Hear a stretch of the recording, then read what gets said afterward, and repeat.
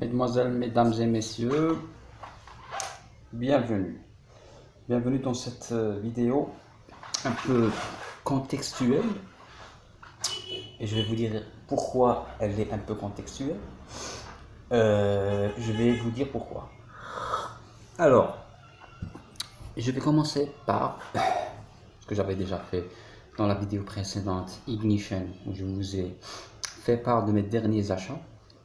Et donc, je vous assure que mes derniers achats se sont faits vraiment par hasard. Qu'est-ce que je me suis acheté? Tout simplement, j'ai décidé donc d'acheter des volumes phares, des indispensables d'ici, ou des indispensables comics de façon plus générale. Et en rentrant chez moi, donc, je me suis aperçu que finalement, il y avait un contexte qui était un petit peu similaire à ce qui se passe à la télé. Très bien. Qu'ai-je acheté? Alors j'ai acheté, comme je vous le rappelle, Kingdom comme c'est un volume majeur d'Alex Ross. Pourquoi? Parce que je voulais avoir un Alex Ross. On ne peut pas ne pas avoir au moins un Alex Ross. Et puis, d'après ce que j'ai vu dans les vidéos YouTube, dans les conseils des chers youtubeurs de comics, je pensais que c'était le meilleur récit dessiné par Alex Ross. Comme dans le style Alex Ross, vous pouvez voir qu'il est très réaliste, qui fait un peu de peinture. Voilà. Et enfin, le deuxième volume, c'est un volume extrêmement important, c'est le Crisis on Infinite Earth. Très bien. Et je vous dirai pourquoi, c'est un petit peu contextuel, parce que j'ai pu voir en revenant.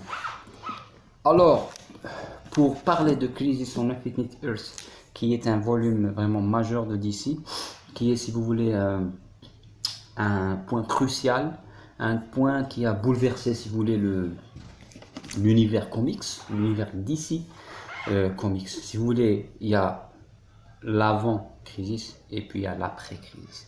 Et après-crise, c'était un phénomène de mode où ils ont refait un petit peu, c'est toujours de refaire ce qu'on appelle des crises, comme Infinite Crisis dans les années 2000, si je ne me trompe. Et puis, il y a eu donc le Flashpoint. Nous n'allons pas rentrer dans les détails. Ce que nous allons dire, c'est d'abord de parler pour appréhender, pour comprendre un petit peu ce que c'est que Crisis on Infinite Earth. C'est basé sur une théorie que nous allons voir un petit peu d'une approche peut-être un peu scientifique, si je peux, bien sûr, selon mes petites connaissances que j'ai, puisque je ne suis pas un spécialiste de la matière, et puis dans une approche un peu comics. Alors, cette approche, c'est quoi? C'est la fameuse théorie du multivers. Qu'est-ce qu'un multivers? D'un point de vue étymologique, on peut bien l'imaginer. Un univers, comme nous avons un univers. Et puis un multivers, c'est quoi? C'est une multitude d'univers parallèles qui ne sont pas spatialement disposés d'une zone à une autre. Non, on ne parle pas de galaxies, on ne parle pas de paquets de galaxies, parce que maintenant on va entrer dans le domaine de la cosmologie. Et le domaine de la cosmologie, il est très très utilisé dans les comics, dans les super-héros, tout naturellement. Donc, qu'est-ce que le multivers? C'est plusieurs univers parallèles, mais qui ne sont pas définis de façon spatiale. Ce n'est pas plusieurs univers l'un à côté de l'autre, mais ils sont tous, si vous voulez, dans une cinquième dimension. Cela veut dire que si je peux aller vers un univers parallèle, ce n'est pas par une voie géographique, mais une voie qui va au-delà de cette voie géographique palpable commune. Alors, on peut se dire que c'est un peu trop fantasmatique, trop imaginaire, trop qui relève un peu de la fiction, si vous voulez. Mais il faut dire que nous ne savons pas tout. Peut-être qu'il existe des choses qui nous échappent. C'est un petit peu comme les nombres complexes, là, où on s'imagine qu'il y a un nombre dont le carré serait égal à -1. Et on a vu que, je ne dis pas qu'ils existent, mais qu'ils sont très utiles dans beaucoup de formules mathématiques. Ça, c'est un petit peu cette théorie. Ça, c'est d'un côté la multiplicité d'univers. D'un autre côté, c'est un peu fantasmatique. Pourquoi? Et philosophique. Parce que il y aurait donc le protagoniste de cette théorie des Elseworlds, comme on dit, qui dirait qu'il existe une multitude, une infinité d'univers qui apparaissent chaque fois que nous prenons une décision un peu binaire, si vous voulez. Je décide de sortir ou de ne pas sortir. Alors le moi qui a décidé de ne pas sortir, par exemple, si je décide de sortir, celui qui n'a pas de sortir a défini un autre univers avec tout ce qui se passe par la suite. Et ça, c'est infini dans leur nombre. Ça a été, je crois que ça tourne autour des années 40. Il y a aussi le côté fantasmatique où on se dit, donc on s'imagine un monde meilleur. Par exemple, si je migre, je vais vers un univers où je vivrai, mais j'aurai d'autres choses. Il y aura peut-être d'autres données. Ça, c'est une approche un peu mythique, si je puis dire. Et puis, il y a l'approche, si vous voulez, scientifique, qui est aussi aux frontières de la métaphysique et de la théologie. Voilà. Pour dire pourquoi. Parce qu'il y a, si vous voulez, la théorie de la Genèse. La Genèse, la création, la théorie de la création. Je pense que la plupart des scientifiques et des cosmologues s'accordent sur le fait que le Big Bang est le phénomène initiateur de la création et de notre cosmos. Cependant, cette théorie, aussi, disons, assez solide soit-elle, présente certains problèmes. Par exemple, certains problèmes par rapport à l'instant T0, comme on dit. Comment aurait-il apparu? Ça, c'est d'un côté. Et d'un autre côté, il existe, si vous voulez, trois domaines ou trois théories de création. Alors la première théorie qui paraît, c'est vraiment le hasard. C'est que quand les gens croient au hasard, c'est juste que par hasard, il y aurait eu un Big Bang et par hasard, il y aurait eu un système qui aurait donné la vie. Alors là, ça semble vraiment très improbable. La deuxième théorie qui est très simple et qui est très très facile à assimiler, ça n'engage que moi, c'est tout simplement l'existence de Dieu, qui paraît très très... je ne voudrais pas dire simpliste, mais ce n'est pas si créationniste que ça. Les gens disent que c'est un peu trop créationniste et que c'est fantasmatique.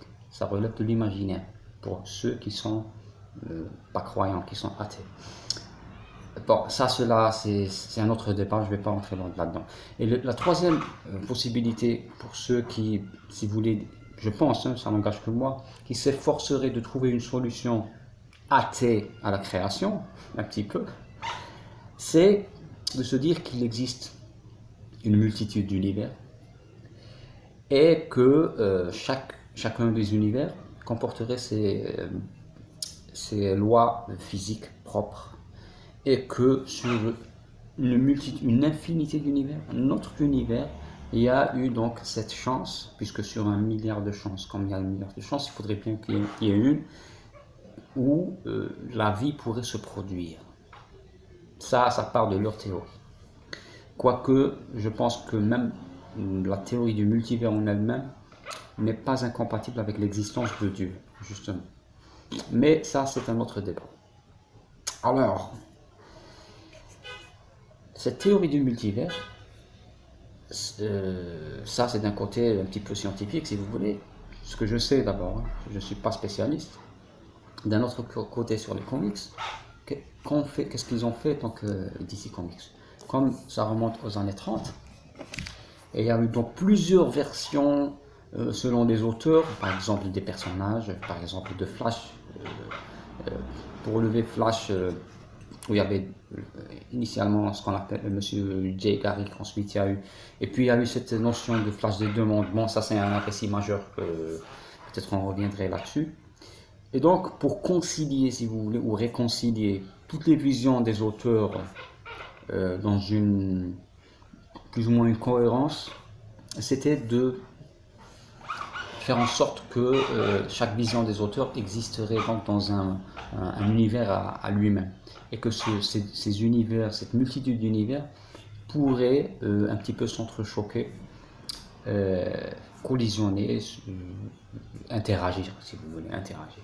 Et c'est là que vient ce récit, Crisis on Infinite Earths, où il y a une crise d'univers, d'une multitude d'univers, il y a une menace commune qui risque de tout détruire tous les univers parallèles, et que donc nos héros de chacun des univers vont essayer donc de s'unir pour combattre cette menace et réconcilier le tout. À la fin, je ne sais pas ce qui se passe, s'il y a une terre ou plusieurs terres. C'est un petit peu le cas par exemple, des New 52, où on sait qu'il y a une séquence 52 univers. Voilà. Alors, je vous ai un petit peu expliqué pourquoi c'est un récit majeur, que j'aime beaucoup, que je viens d'acheter et que je n'ai pas encore lu complètement.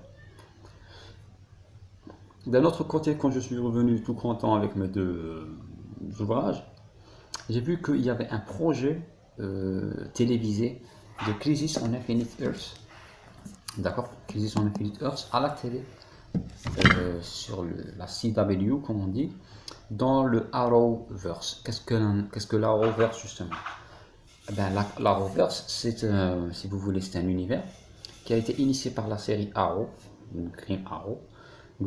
Alors Green Arrow a commencé, ensuite il y a eu donc la série Flash, qui constituait en soi donc un spin-off de Arrow, et donc dans un univers commun, d'accord. Ensuite il y a eu d'autres séries, comme par exemple Supergirl, et ils ont fait en sorte que Supergirl en fait n'existait pas dans le même univers que Flash et Arrow, mais dans un autre univers, mais qui pouvait interagir avec leur univers. C'est qu'on en parle donc du multivers d'Arrow, et ce qu'on appelle donc le Arrowverse. Et donc, dans ce multivers, ils se sont décidés de faire donc un Crisis, leur version, en fait, leur vision de Crisis on Infinite Earths.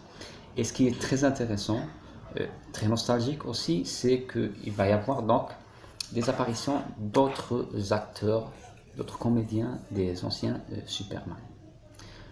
Je citerai d'abord Brandon Routh, qui a incarné Superman dans Superman Returns en 2006. J'ai beaucoup aimé sa prestation et même son film. Je ne sais pas pourquoi ils l'ont changé, bien que j'aime beaucoup également Henry Cavill. Et ça m'avait un petit peu franchement dérangé le fait qu'il joue Atom. C'était un petit peu, je dirais que ça l'a un petit peu rabaissé. Mais bon, je ne vais pas rentrer dans les détails. Tout ce que je sais, c'est que Brandon Routh risque d'être invité, et je crois que c'est dans Arrow, dans Flash, et ça consiste en 5 ou 6 épisodes, mais pas dans une même série. Donc 2 dans Arrow, 2 dans Flash, 2. C'est ce que j'ai compris. Ça va se faire, je crois, vers décembre. Et la version incarnée par Brandon Routh de Superman, ce sera un Superman d'un autre univers et d'un autre temps. Et ça, il va, je pense, incarner le Superman de Kingdom Come que je vous ai montré, avec un logo à fond noir. C'est un Superman vieillissant, si vous voulez. Et je ne vais pas rentrer dans les détails. Il y aurait aussi, très bonne surprise, si vous voulez, le comeback de Tom Welling, qui s'est bien illustré dans Smallville, de la CW aussi. Donc c'est ça qui est bien, que j'aime beaucoup. Et là vraiment j'ai hâte de voir ce Crisis on Infinite Earths avec donc Tom Welling, Brandon Routh et Tyler Hoechlin, qui est le Superman de Arrowverse. Et puis bon, j'ai regretté un petit peu pourquoi ils n'ont pas recruté Dean Cain. On sait que Dean Cain joue le rôle du père adoptif de Supergirl dans Supergirl, mais ils auraient pu l'engager tout simplement dans un Elseworld, si vous voulez, dans un autre univers, dans une autre vie, pourrait être le Superman tout simplement. Voilà, donc un petit peu je vous ai fait part de ce que pouvait être un Crisis on Infinite Earths qui se prépare d'abord à la télé. Qu'est-ce que c'est que le Crisis on Infinite Earths dans les comics, un comics original des années 80, c'est un peu vintage. et sa théorie donc du multivers, des multivers qui s'entrechoquent. Alors, entre nous, est-ce que c'est complètement imaginaire ou est-ce que c'est vrai? Ce qu'on sait, c'est que personne ne peut prouver que ça n'existe pas, le multivers. Peut-être que ça existe, peut-être non, mais entre nous, nous ne savons même pas ce qui se passe dans l'étoile, sur l'étoile la plus proche de nous, à 8 millions d'années-lumière. Alors, je me dirais que la priorité va de voir vers les galaxies ou qu'est-ce qui se trouve, au lieu d'aller vers le multivers. Voilà. Au revoir.